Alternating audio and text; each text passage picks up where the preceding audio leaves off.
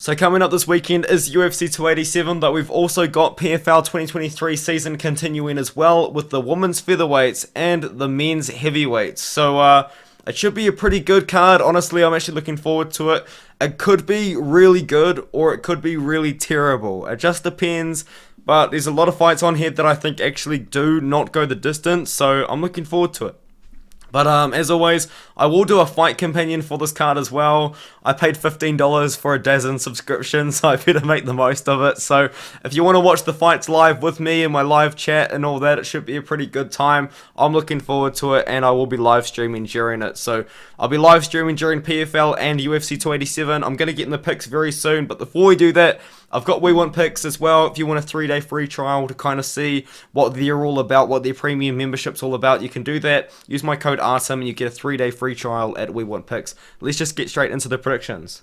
First fight of the night is going to be Marina Magdakina taking on Yoko Higashi, and I do have the massive favourite, which is Marina Magdakina in the matchup. It is going to be a pretty interesting fight though, because Marina Magdakina has a fantastic background in combat sambo. In fact, a multiple-time gold medalist in the World Championships, multiple-time world champion, European champion, Russian champion as well, and she's actually somewhat recent as well, because she was a world champion in 2018, and now she's kind of made her full transition to MMA. She's had some success in PFL. She did fall short against Kayla Harrison, but that kind of does happen, and she did win against Abby Montez last year, and then she fought for RCC, which is actually a really good and great promotion in Russia, and there's a lot of great fighters in that promotion.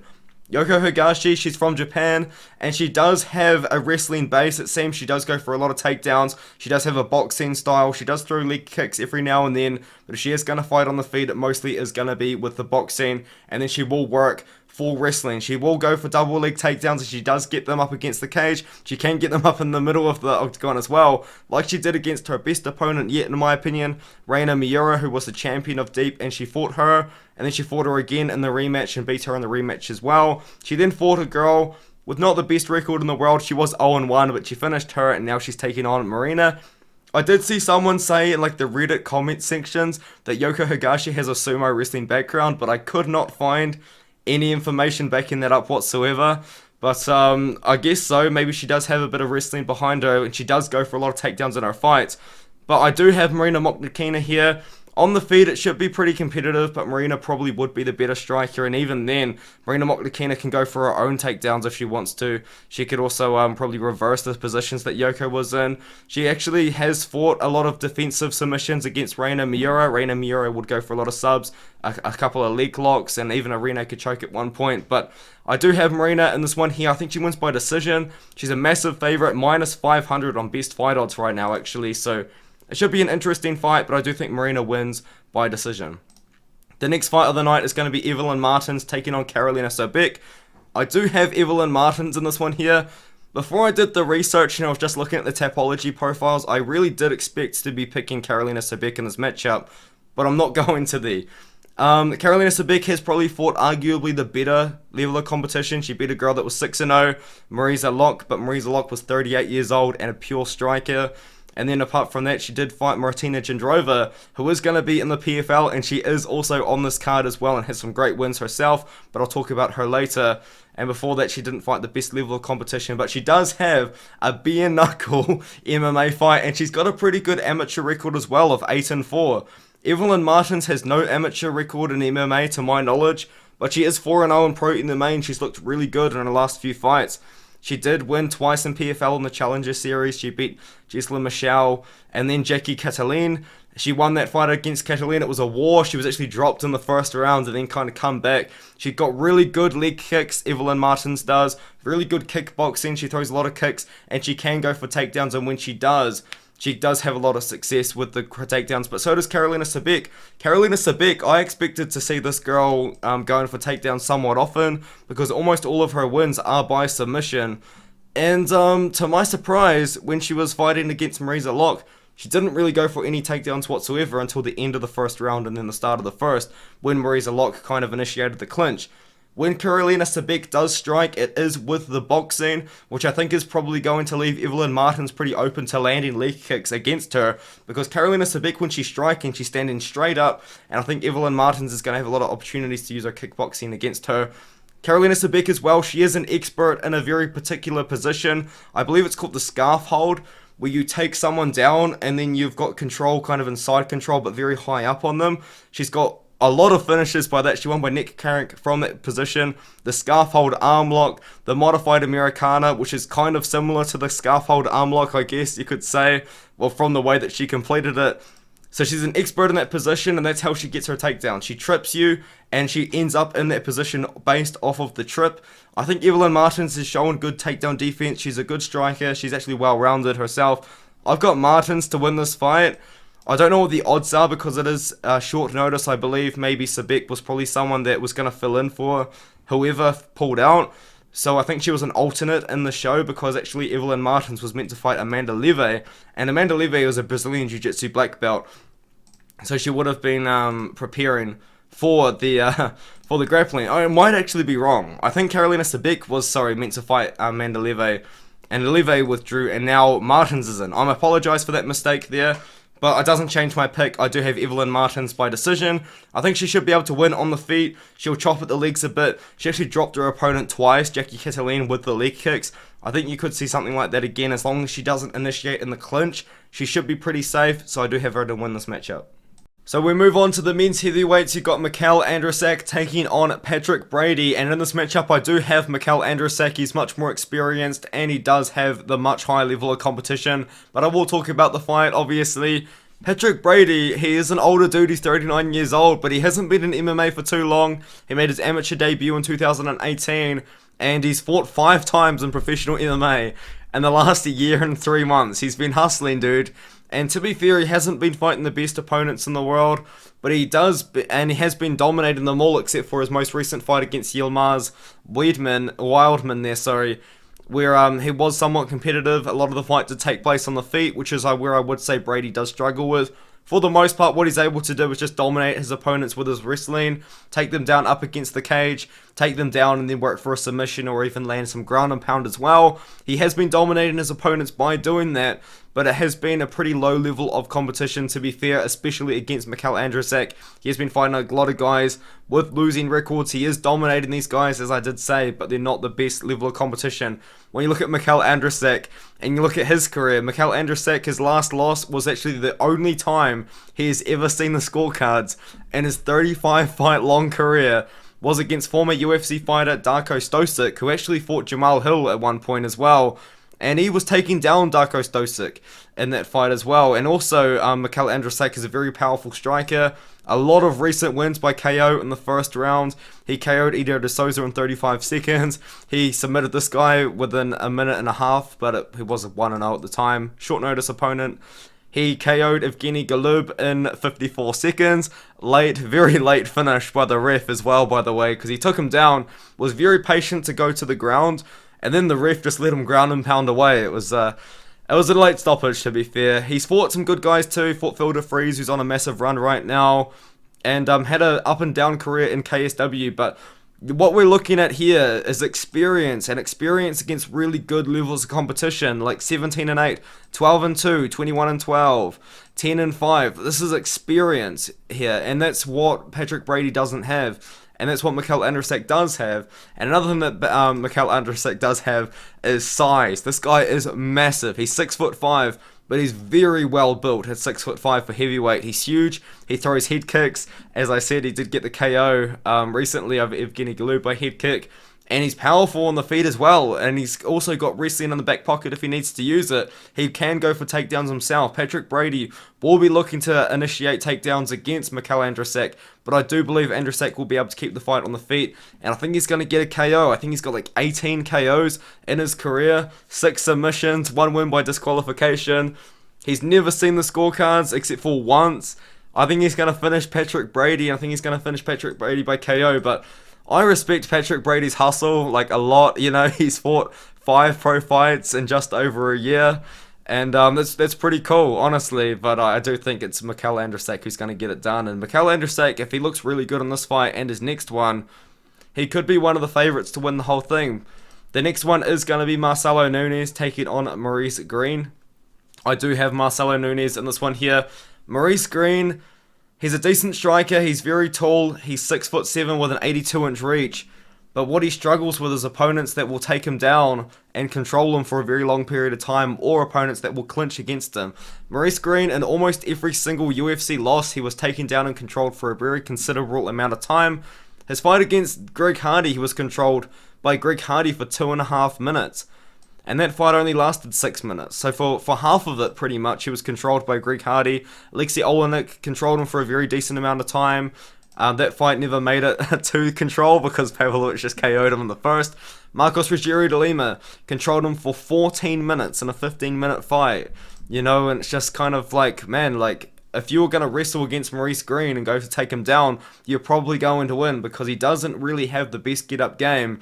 And someone like Marcelo Nunes is really going to test that, and I will talk about him very soon. But another thing that could be a little bit of an X-factor in this fight, though, is Jon Jones very well could be in Maurice Greene's corner, because Jon Jones was in the corner of Sam Kay's last opponent. Unfortunately, I forgot his name, which is really embarrassing, but I believe Maurice Greene is a very close training partner of Jon Jones. We've seen Jon Jones in the corner of his teammates before. I wouldn't be too surprised if we see him here again, but what Marcelo Nunes does, to start talking about him, he's a very good grappler, and he kind of is an expert in the arm triangle choke.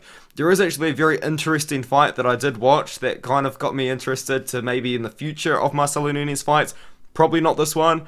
Marcelo Nunes was taken down, I believe, 3 times by Vivon Lewis and controlled on top. And Vivon Lewis was landing very heavy ground and pound. And he controlled Nunes for pretty much the whole of the first round, landing ground and pound.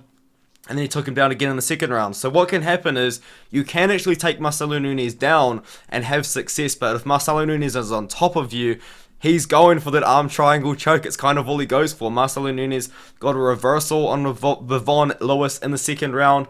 And within seconds, he was working for an arm triangle choke. He didn't get it. And then he kind of readjusted. And then he went for it again in the second round again. And he got it there. When he took down Dylan Potter, he instantly latched up the arm triangle choke sort of thing, and he got it in. He's got 3 wins in a row by arm triangle choke. Believe it or not, I'm going to pick him to win by arm triangle choke as well. I think Marcelo Nunes will take down Maurice Greene, and I think he will get Maurice Greene to the ground. And when he does, I think he's probably going to be working for the arm triangle. So I've got him to win by arm triangle choke. Probably in the first or the second round. He loves to win in the first round, but Greene might be able to tough it out for 1 round. But I've got Nunes in this one. I've got Andrusek in this one here. We go to the odds. Mikhail Andrusek is minus 350, and Marcelo Nunes is minus 275. So 2 pretty big favourites in PFL there, but I do think they both get it done. Now we move up the card. We've got Martina Gendrova taking on Amberley, and I do have Martina Gendrova in this one here. She's got a very extensive kickboxing and Muay Thai career. She was an Austrian K1 kickboxing champion with over 60 professional fights in kickboxing. And she has been fighting at 155 in the past. Now PFL has gotten rid of 155. Probably because Kayla Harrison isn't returning this year to my knowledge anyway. So now they've gone to 145. And Martina Gendrova will then be now fighting at 145 against Amberley, who is listed at 6 foot. I'm not entirely sure if she is 6 foot though, because she did last fight an opponent called Morgan Fryer, who was 5'8", and she wasn't too much taller than her. What I thought so anyway. And in that fight as well against Morgan Fryer was desperately trying to take her down. She shot for a takedown attempt and kind of clinched up against the cage. Kind of almost got it, but Leibrock had really good takedown defense. And then 2 minutes into the fight, Morgan Fryer was breathing heavy. Her hands were by her hips, and then she was just shooting naked takedowns kind of out of nowhere, throwing only overhand rights. And Amber Leibrock looked really good in that fight. Kind of because Morgan Fryer gassed out and didn't really have too much for her on the feet. Amber Leibrock throws a lot of leg kicks. She's got very long legs, and she does throw a lot of kicks. She does have pretty good kickboxing herself. I would say that's probably her strong suit. Martina Gendrova, as I said, 60 kickboxing fights, in my opinion, is probably going to be the better kickboxer. And a mostly kickboxing fight especially, has fought better competition as well. Her 3-fight win streak was over a 2-0 opponent in PFL. 11-8 Vanessa Mello, former UFC fighter, and Zamzagul Faizalova, who was experienced at 7-2, and she beat her by finish. Amber Leibrock, she hasn't fought the best girls, and You know, she lost to Amanda Bell and Jessica Borgia and Bellator, sorry, then she bounced back in Invicta FC against Morgan Fryer and a couple of other opponents. I like Martina Gendrova. I like her background in kickboxing. She's the favourite, minus 200 against Amberley, who is listed at 6 foot. I'm interested to see how tall she is compared to Gendrova, but I do think Gendrova should get it done here. And yeah, probably by decision as well, is what most people are picking as well. We now move up to Biagio Ali Walsh taking on Isaiah Figueroa. It's one of those fights where it's, you know, it's an amateur fight with a lot of amateur fighters. There's not a lot of information on them. But Biagio Ali Walsh is Muhammad Ali's grandson, and obviously he's trying to make a name for himself in MMA. But it's kind of one of those situations where Biagio Ali Walsh, if he wants to have a career, he's kind of got the name, he's got the family. He can't really do it without a lot of eyes on him, and PFL are really trying to capitalize on that. They signed him as a 1-1 amateur MMA fighter. He won his last fight against Tom Gracer, who had almost no information on him whatsoever. I did pick him to win that fight, though, by KO. Isaiah Figueroa, 1-1. I mean, I just don't really know much about him, to be honest. But what I do know about Biagio Ali Walsh is he's a very good striker. I believe he's training MMA somewhat full-time as well. Like, he's taking his career very seriously, and I do think he is going to be able to get it done by finish as well. But you know, like, if you really wanted to bet this fight, you're betting on an amateur fight to start with, and then a fight which there's not a lot of information of either guy, really, and I think Biagio Ali Walsh will win, but I would just recommend kind of staying away from putting him in parlays. It is an amateur fight. We don't really know how good Biagio is yet. You know, the guy that he beat was Tom Gracer, 1-3 in amateur fights, and we just don't really know. So it'll be interesting to see. I'm looking forward to it. I'm a big fan of the idea of Muhammad Ali's grandson being in MMA, but hopefully they don't push him too hard. You know, I don't want to see him go pro too soon. I want him to kind of build up into it, because he is going to have a very high profile career, which could be a good thing or a bad thing. The good thing is he's going to get big opportunities like the PFL contract already, but the bad thing is he can't do it like kind of under the radar, build up a big record, and then move on to a pro. So hopefully Biagio, we see good things for him in the future. I'm looking forward to seeing his career. I think he gets it done over Figueroa. And now we move up to Elena Kalisnick taking on Aspen Ladd, and I am picking Aspen Ladd by finish. Actually, I do think Aspen Ladd will be able to finish Elena Kalisnick using her wrestling, grappling, and ground and pound here. Elena Kalisnick, you know, she hasn't had the best run in PFL, but she did go on a 2-fight winning streak over Abby Montez, who was up and coming, and Vanessa Mallow, who was a little bit undersized and also a former UFC fighter as well. And then she lost to Larissa Pacheco by KO, and it was a pretty bad KO as well. Like, it was actually KO on the feet. And Aspen Ladd, you know, Aspen Ladd had that run in the UFC, somewhat legendary in a way. You know, she's very well known for pulling out of fights and missing weight, but I don't think she's going to have that problem fighting at 145 pounds in the PFL. But if you do go way back in Aspen Ladd's career, she actually has fought a pretty decent level of competition. Although they weren't in the UFC at the time, she beat Sajara Eubanks, who ended up in the UFC. She beat Amanda Cooper, who ended up in the UFC as well. And she beat almost all of these girls by finish. A lot of first round and second round finishes by submission, all ground and pound. And she also won her debut by ground and pound. And then she beat Tonya Evinger by ground and pound. So Aspen Ladd, you know, she is a finisher. She hasn't got a finish recently, against Julia Budd, but she did KO Yana Santos, and then she lost a couple fights in a row. Kind of went on that run of missing weight, pulling out of fights and stuff, but now she's in PFL, upper weight class. I think she should be okay making the weight. And Elena Kalisnick, you know, she's a striker for the most part. I do think Aspen Ladd will be able to take her down, but really at the end of the day, it's a big step down in competition for Aspen Ladd. You know, Aspen Ladd, when we look at her last 5 fights, it's against Jermaine Durandamy, you know, former champion of the UFC. Yana Santos, ranked fighter in the UFC, I believe currently top 15, maybe top 10. Norma Dumont, top 5 women's featherweight, I believe. Raquel Pennington knocking on the door of a title shot right now at women's 135. And then Julia Budd, former Bellator fighter, long-time Bellator champion as well, I believe, at one point in her career. But I think she beats Elena Kalisnick by finish. I actually do have Ladd to finish the fight. Probably second or third round TKO, and it should be a good look for Aspen Ladd. I think she will be able to take down Elena and have success with her grappling.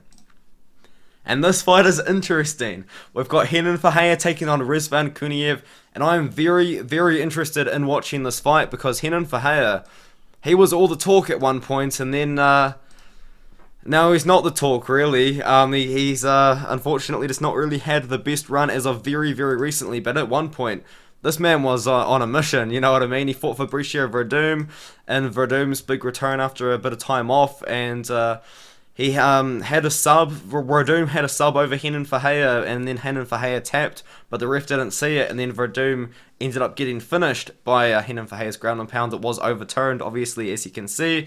And then he fought Karl Sayumanutafa, and Karl Sayumanutafa is a tough dude, man, and he couldn't finish him, but he still dominated him. He just couldn't quite finish him. And then he fought Stuart Austin, who I believe all but one losses by KO. The Jamel Jones win is pretty good, especially in 25 seconds. And then he lost recently in 2022 to Clayton Abreu, but it was overturned because Abreu was on something USADA wouldn't approve of, you know what I mean? And then he lost to Ante Delija as well. So Renan Haya's stock right now is pretty low, and to be honest, my feelings about Renan Haya are somewhat low as well, which is why I'm picking Ruslan Kuniev. But if Renan Haya wasn't on a 2-fight losing streak, I would be really tempted to pick him. He's 6'8" with an 85-inch reach. He's a great grappler, and he's got power in the hands, and he's a strong striker, very heavy in the hands when it comes to pure Brazilian Jiu-Jitsu as well. He's got great grappling, and Ruslan Kuniev, he kind of does fight like you would expect him to fight. He's a wrestler, he's got that ground and pound style, and he has fought at Eagle FC as well. He's kind of fought all around the world. Actually fought on Dana White's Contender series as well. And in hindsight, maybe UFC should have picked him up, because UFC does need heavyweights. Ruslan Kuniev probably would have fit in pretty well there. He then fought Anthony Hamilton, former UFC fighter, albeit pretty old. I believe he's over 40 years old in that fight. And he subbed him very quickly. It's a tough one to call. It's a really tough one to call, honestly, because I can see Renan Haya winning this fight, either by KO and then maybe even throwing up a submission, because it's not like Renan Haya isn't familiar with getting subs. I don't think he got one sub in his career, but he was going for a lot of subs over Karl Sayumanutafa. But Sayumanutafa is a tough dude to finish, you know what I mean? But yeah, I think we're going to go with Ruslan Kuniev here. I think he's going to wrestle for Haya. I think he's going to stay safe on top. He's going to throw ground and pound as well. On the feet, it's going to be dangerous for both guys, but I would say for Haya probably is the more dangerous striker with that massive reach advantage. He's massive. He's 6'8". You know what I mean? He's a big boy. Like 6'8" compared to me is very tall as well. I had a friend in high school who was 6'10", if you can believe it or not, and he was very, very tall. But Kuniev by finish is my pick. I think he's going to win by KO, and I'm going to go late. I think it's going to be like a late third round TKO. I think this guy's going to brawl for the first 2 rounds. I think maybe Haya could be getting the better of it, but I think Kuniev will get a takedown late in the fight, third round, and work something there with some ground and pound. So I've got him to win by ground and pound third round TKO over Renan Haya. He's a slight favourite, -210. Aspen is -400 against Elena Kalisnick. You can kind of understand the line for Elena being the Aspen lad fight being very wide. Massive step down for Aspen lad. These fights, odds here are somewhat close as well. Renan Haya is going to be dangerous though. I do want to emphasise that, but I do have Kuniev in the matchup. And now we move on to some of the final fights of the card. We've got Denis Goltsov taking on Jorge de Castro, and I'm picking Goltsov, but I think De Castro's got a good chance of winning the fight. If De Castro wins the fight, it will be by knockout. Goltsov has been KO'd 3 times before in his career, somewhat recently as well against Ante Delija. That was not a KO. Ignore what I just said, but Goltsov's been KO'd before. He is somewhat hittable when the fight's on the feet, but if Goltsov is going to have the fight his way, the fight won't be on the feet. He's going to take you down and control you for a very significant amount of time, like he did against Maurice Green. And John Jones was in Maurice Green's corner for that fight, I'm pretty sure. But Jorge de Castro, he had a bad UFC run. He KO'd Justin Tafa within half a round, though, which is a pretty big highlight to have on your reel. But since then, he did lose to a couple of times Carlos Felipe, Yajish Danho as well. It was a pretty bad loss. Then he bounced back, submitted Sean Asher at Eagle FC, and then he beats Junior Dos Santos, but Dos Santos was on his way to winning that fight and unfortunately got injured. It was kind of a weird moment, but I've got Goltsov here. I think what Goltsov is going to do to win the fight is just take down Jorge de Castro early, and then control him for 3 rounds. That is how he's going to beat Jorge Castro. I don't see Jorge Castro winning by using any of his wrestling. I think he's got to win by KO, and I don't think he gets that done because I think Goldson is actually going to wrestle early and control the rounds and win by decision. A lot of people have him by KO. He wasn't able to finish Maurice Green. He did finish this 8-5 opponent, but it's... I would be surprised if he could find a finish over to Castro. I think what he does, he just takes him down and controls him for 3 rounds. Wins a pretty safe decision, so he doesn't get injured or hurt too much. So we can now progress later on in the season. You know what I'm trying to say. And the odds here as well, if we do go to the odds, Goldson is minus 300, which is somewhat wide, but I can kind of understand where they're coming from. And now we move on.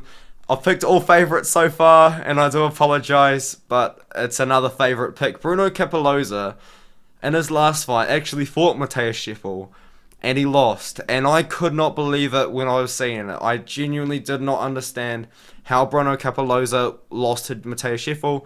Matthias Scheffel did win the fight, but I just couldn't believe it, honestly, because I was so confident in Bruno Capelloza, and he let me down so much, because he's actually a former $1 million prize winner. Every single one of Bruno Capelloza's wins, except for one, when he did win the $1 million prize against Ante Delija, is by KO. And Matthias Scheffel has been KO'd so many times in his career. He's been KO'd 7 times. And kind of based off that, I truly believed that Bruno Capelloza would be able to KO Matthias Scheffel, and he couldn't get it done. I'm picking Bruno Capelloza again to KO Matthias Scheffel. It is worth noting, though, I believe both of these guys are former light heavyweights as well. But man, Bruno Capelloza KO'd Ante Delija in 46 seconds. And then he KO'd Maurice, former Bellator fighter. And then he KO'd Jamal Jones. And it's just, he couldn't KO Matthias Scheffel. And it just amazed me. But of course, Matthias Scheffel got KO'd by Ante Delija. That was a very confident pick when I did make that one 3 months ago. And then we're going to say it again. Matthias Scheffel got KO'd 3 months ago. And now he's already back in fight camp. It's not like he's going to have to cut weight. But he's been KO'd twice in 9 months. That's not too good for the brain. That's probably not too good for the durability either. I've got Bruno Capelloza here. He's a very strong, powerful striker. I mean, he's got 14 KO wins, a lot of them in the first round. Scheffel's been KO'd a lot before, but man, I would be really disappointed if Capelloza made me look like an idiot again, because I really hope he doesn't. But I've got Bruno Capelloza to win again. Scheffel won the first fight, but Capelloza really should KO him, and if he doesn't, as I said before, I would genuinely be quite disappointed. We move up the card, Larissa Pacheco taking on Julia Budd, and I do have Larissa Pacheco on this one here. Julia Budd is still a very good fighter, took a very competitive fight against Aspen lad, lost to Gina Fabian, but that was a weird fight. Gina Fabian's huge, and she missed weight at 155 pounds. It was very interesting, but Gina Fabian managed to win that fight. I think it was a very competitive fight as well when it happened, but it was just kind of a weird fight. But Larissa Pacheco, she beat Kayla Harrison recently, and she really turned it around because she had lost to Kayla Harrison twice in the past, actually, both by decision. And I think when she beat Kayla Harrison, she showed incredible grappling. She showed great striking. She's very well known for being a very good striker, very powerful striker. She's got KOs, a lot of KOs. She's a former UFC fighter as well. She didn't have the best UFC run, but she was very young at the time. It was in 2014 when she was, she must have been 19 years old when she fought Jessica Andrade. She was 20 and a half years old, so it was a long time ago, way back when, and then she fought Macy Chiasson as well, but now she's gone on a crazy run, a lot of KOs in her career. She KO'd Elena Kalisnick, Gina Fabian, she KO'd her, she KO'd Zamzagul, Elena Kalisnick again, she KO'd her twice. I've got Larissa Pacheco here. I don't know if she can finish Julia Budd, though. I know Julia Budd got finished within half a round by Chris Cyborg, but, well, I'm really wrong about that. I must have misremembered a different Chris Cyborg fight, but before that, she was having a pretty dominant career in Bellator. But I do have Larissa Pacheco in this matchup. I actually think Pacheco, if she really wanted to, she probably could initiate some grappling because she would have just had a training camp where she would have been training grappling really specifically for Kayla Harrison. So her grappling has probably vastly improved since she did fight Kayla Harrison last, so I wouldn't be too surprised if she could kind of use some grappling against Julia Budd, but Julia Budd, she's on a 2-fight losing streak. She's almost 40 years old at this point as well. She lost to Jenna Fabian, who's just a pure striker. Larissa Pacheco could probably keep it on the feet, land some good shots. She could probably grapple with Julia Budd if she wanted to as well. I've got Pacheco. I don't know if she gets the KO though. I know Pacheco is well known for getting really good KOs, but Bud's tough. You know, I would be surprised if Bud gets KO'd by Pacheco here. So I am going with Larissa Pacheco by decision. And she is a massive favourite. She's the former champion. She just beat Kayla Harrison in a huge fight. I think she's going to get it done over Julia Budd. So hopefully you guys enjoyed those predictions. Yeah, I enjoyed actually going back and watching a lot of these fights. A lot of the heavyweight fights were pretty fun. Even Marcelo Nunes, who's a pure grappler, was pretty fun to watch. Mikhail Andrzejczyk is very fun to watch. I had a lot of fun watching his fights, and I think he's going to be very good in the PFL. But let me know what you think in the comments.